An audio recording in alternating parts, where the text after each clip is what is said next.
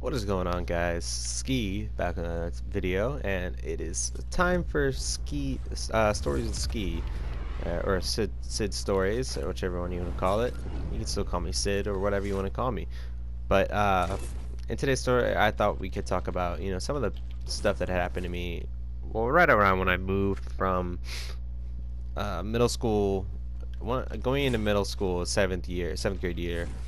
We got moved into a very bad neighborhood, and a lot of bad stuff had happened in that neighborhood. A lot of bad stuff happens in the story. A lot of bad stuff has happened in in just that part of my life, which kind of sucked, but also made me into a stronger person.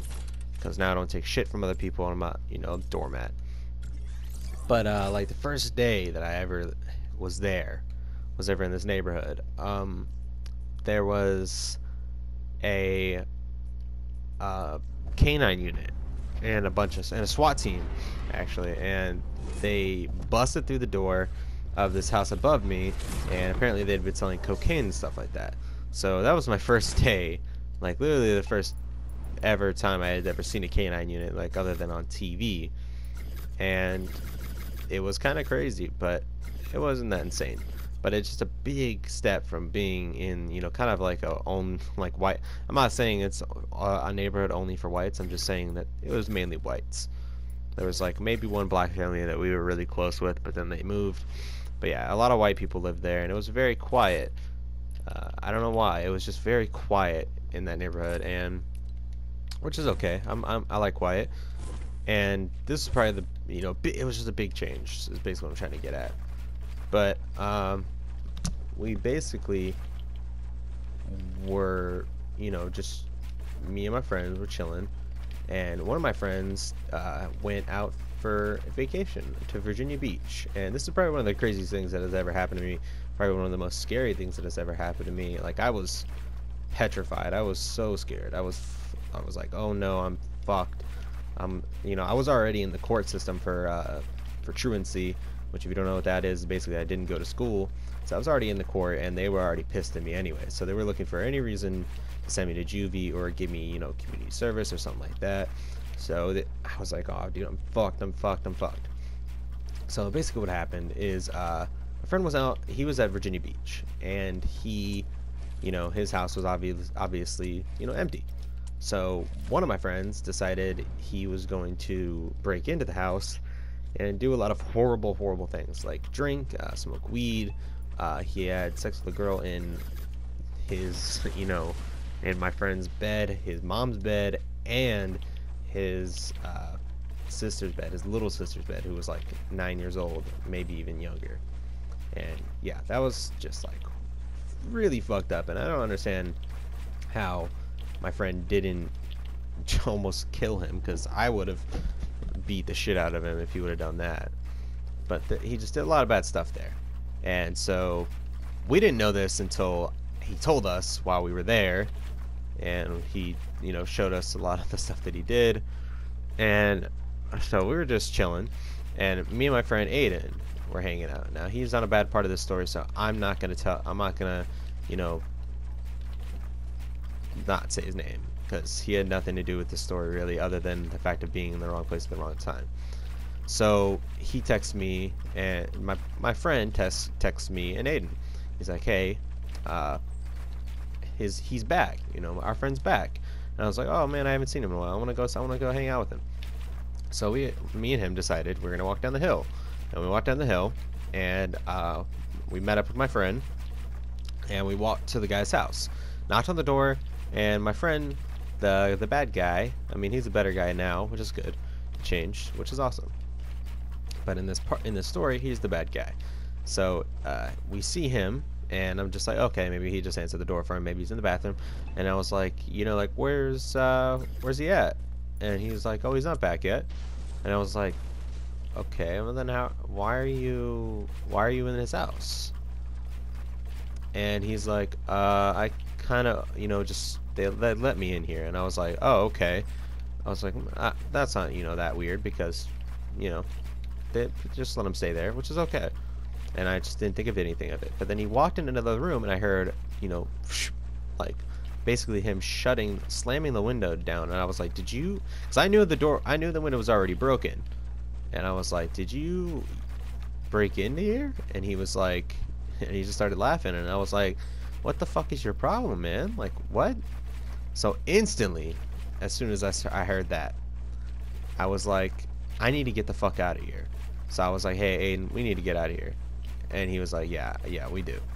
And as soon as we walked outside, this lady that I say I hate her, but honestly, she had all the right to be angry. She was very good friends with with my friend's mom, and she obviously, you know, thought the worst. And so she was like, "Did you just break into the house?" And I was like, "No." And she was like, "Yes, you did. The window's broken and everything." I was like, "The window was already broken." And obviously that sounds like a fucking lie. I mean, looking back at it, that sounds like a huge fucking lie. But you know, I was being it was the truth. Like the window was already broken, but she didn't know that. So she's like, I'm calling the police. And so I instantly freaked out. I was like, oh shit, I need to run, you know. And honestly, I could have been like, hey, I'm gonna run away. That's it. I'm just not run away from home, but like I'm just gonna go home. And then, you know what, she doesn't know where I live. My friends aren't gonna give me up, so I would have been fine. I wouldn't have had to deal with anything. So we walk upstairs. The cops get there. I run upstairs, up the hill, I mean, and almost instantly the cops get there because they basically heard, you know, like there's a breaking and entering. So they bring 4 cops. And by 4 cops, I don't mean 2 cars with 2 police officers. I mean 4 police cars with at least 2 people in them. So there's like 8 cops already for 4 people. Because I'm sure that she said, yeah, 2 of them took off, so they're casing the neighborhood. They don't know what I look like, so I could have honestly just walked inside. They would have never seen me ever. Nothing would have happened to me. But then it would have just spiraled into more, you know, more bad stuff. So we're up the hill, and I tell my brother Kiefer, I'm like, I think I'm in trouble. I don't know what's going on. And my mom's at the grocery store with my my other brother, my little brother. And I tell my sister as well. I'm like, I think I'm in trouble with. I don't know what's happening. And then I tell them what happened, and they're just like, okay, all right, just relax. They don't know what, you know, they're not coming to the house. So I freak out, and I walk outside, which was probably the worst idea ever. I started to have a bad panic attack, like super bad. This is probably like one of my worst panic attacks ever. So you know, I see a cop, and he was the most piece of shit cop I've ever met in my life. Fuck him. He was a complete asshole. Any other cop would have taken a look at me and realized he didn't do anything wrong, because I was crying. Oh, actually, I don't think I was crying, but I was hyperventilating. I was really close to crying. I wanted to cry, but I tried to stay tough. I was like, hey, I stopped his car out in the middle of the fucking middle of the thing, and I said the dumbest thing, which was, we didn't break into anybody's house, which was probably the dumbest thing you could have ever said to a cop who I knew for a fact was looking for breaking and entering suspects. And so he sits me down, and he sits my friend down, and I know my friend is pissed off at me, but he's trying to calm me down. He's like, Chandler, relax. He's like, you didn't do anything wrong, just relax. And I'm freaking the fuck out, because this cop, he sees me, you know, I have no shoes on, and I don't know why he thought I was gonna run. So he grabs his taser, pulls it out of his holster, and says, if you try to run, I'm gonna tase you. And that freaked me the fuck out. Then I started to just get scared, and I went white. I went super duper white, like I was gonna throw up, and I was freaking the fuck out. And my sister's right there, and she's just talking to the police officer, and he's like, what's going on? And as soon as he says that, 2 canine units pull up right next to me, and I hear the dog screaming, like barking loud as shit, and I start to freak the fuck out, like even more than I already was. And I just go, oh no, and he's just like, okay, I'm not getting any information out of this kid. So he talks to my friend, and my friend's like, well, you know, he tells what happened, and he's just like, all right, well, he's like, that's checking out with your friends, what they were saying, but he's like, we're gonna need to call the people who own that house and everything like that. And so he's just like, I'm gonna need to take you down there, and he tries to cuff me, and my sister just, and one of the cops just goes, we don't need to cuff them, and he's just he's itching to do something. Like, he looks like he just got off of 3 years of desk duty, and now this is the case he's gonna crack. Like, he looks pissed. So he's the only cop taking it completely serious, like way too seriously. Obviously the cops are taking it serious, but he's taking it way too fucking serious. And so we're just chilling, and my sister just goes, can he can we just walk him down there with him, because he's clearly not stable to sit in your car, so that's just gonna freak him out even more. And the other cop, he goes no, and the other cop says, yeah, that's fine. He's like, just make sure. He's like, I'm gonna roll behind you, just make sure that he doesn't run or anything. And she's like, he's not. And we walk down the hill, talk to the other cops. And the cop brings me down, and he looks at the girl that called the cops. She's like, are these the two suspects? And she's like, yep. And so one of the cops, one of the nicest cops I ever met in my life, he's like, all right, buddy. He's like, what's going on? And I'm just like, we went there to hang out with our friend, because our friend told us that he was back from Virginia Beach, so I wanted to hang out with him. And as soon as he said, and then we noticed that he wasn't home, and I was like, I was like, all right, so what happened? And he said that our friend said, oh, he let me stay there. So I believed him. I told him, I was like, I believed him. But then he went into his room and closed the window. So I was like, okay, clearly, I told him, I was like, clearly, I realized that he broke in. And I was like, as soon as I said that I saw that he broke in, me and my friend got out. And then as soon as we got out, she thought that we broke into the house. And he was like, yeah. He's like, yeah, she thinks that you did. And he's like, there's no sign of the breaking and entering, so he's like, we don't know. He's like, one of your friends is gone. And I was like, okay. Well, I'm like, which one? And he's like, well, we don't know the name. So he's like, who else was there? And I'm like, well, I can't. I'm like, there was a couple people there, and I was just lying. I didn't want to snitch, be a little baby. And I was like, well, who you guys have? And he's just like, we have your friend Dante. And I was like, okay. And I'm like, yeah, that's not. There was one more. And they were like, can you tell us who? And I was like, I don't want to say. And he was like, that's fine. He's like, that's okay. And he's just like, well, he's like, your friend that ran away, he's in big trouble, because all three of you guys have the same exact story. And I was just like, okay. And he's just like, so he's like, I know that you didn't do anything bad.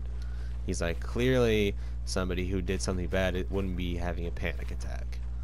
And he's like, I'm sorry that he's like, I'm gonna need you to sit down here for a little bit, and we're gonna have to write everything down and stuff like that. And he's like, you'll be free to go soon once your parents gets here.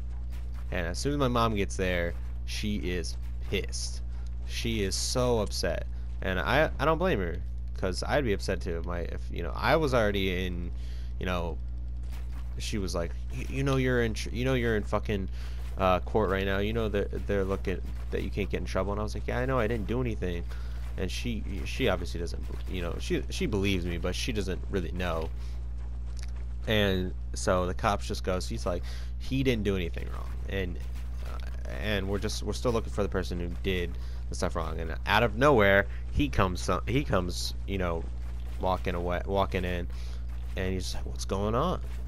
And I was just like, really? You're not gonna own up to this? Like, really? So I just go, and I'm just like, it was him. And he's just like, really? Come on, man. And I was like, you're not even gonna take up for yourself, really? Come on.